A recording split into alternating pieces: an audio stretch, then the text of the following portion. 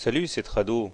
Alors, je reçois pas mal de mails actuellement d'investisseurs paniqués sur l'or qui voient fondre la valeur de leur investissement.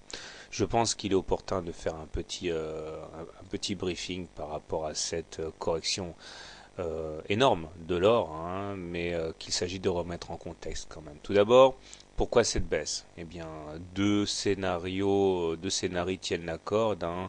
Celui selon lesquels tout va pour le mieux et les gens n'ont plus envie d'accumuler de l'or parce qu'ils ont confiance dans l'économie actuelle et dans la résilience de notre système monétaire international.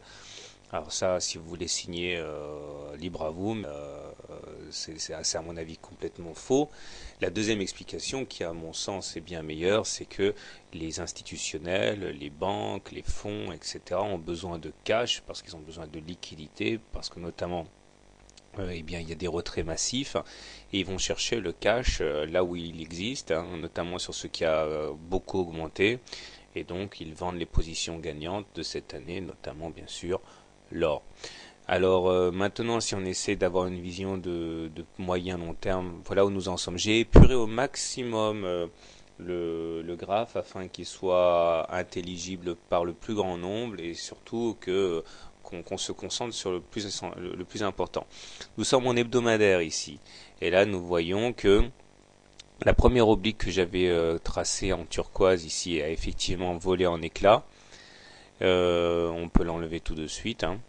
Par contre, nous sommes en train actuellement, à l'heure où je suis en train de parler, de sauvegarder un support essentiel, l'oblique rouge ici, qui a été transpercé en semaine, mais qui est en train d'être préservé en clôture. Et même si celle-ci devait lâcher, nous avons encore une oblique de très long terme ici, qui est vaillante, hein, qui n'a pas été à aucun moment, hein, battue en brèche, et elle recueillerait les cours sur les 1540, ça serait un très fort support. Donc en hebdomadaire, nous avons des supports encore qui sont très importants. Maintenant, si on bascule en mensuel, nous voyons, nous retrouvons ici un autre oblique de très long terme noir. Il y en a d'autres, hein, des obliques, hein. On peut en tracer autant qu'on veut, hein, mais l'oblique noir est à mon avis un terrain de jeu privilégié. Et regardez la moyenne mobile à 20 mois, ici.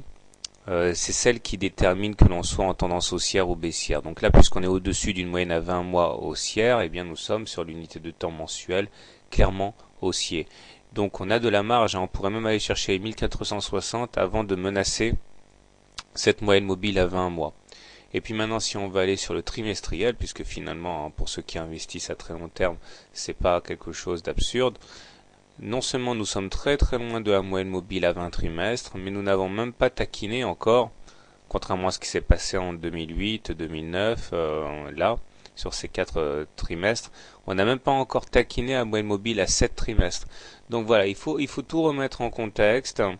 Si on tire les fibos sur la dernière vague de hausse importante, c'est-à-dire entre octobre 2008 et donc 2011, là, en juillet 2011, nous voyons que nous sommes en train de retracer les 23,6% de retracement de Fibonacci. Alors, soit on va chercher le niveau suivant à 38,2% pour aller chercher la M7, soit on clôture au-dessus des 23,6%, mais vous voyez que pour l'instant, ça ne ressemble tout au plus qu'à une consolidation. Voilà, donc détendez-vous. L'investissement est pour la plupart des personnes une opération de long terme. La tendance à long terme n'est absolument pas remise en question. Et je pense même que c'est un moment privilégié pour rentrer physiquement sur l'or, c'est-à-dire avec de l'or, du vrai pour le long terme.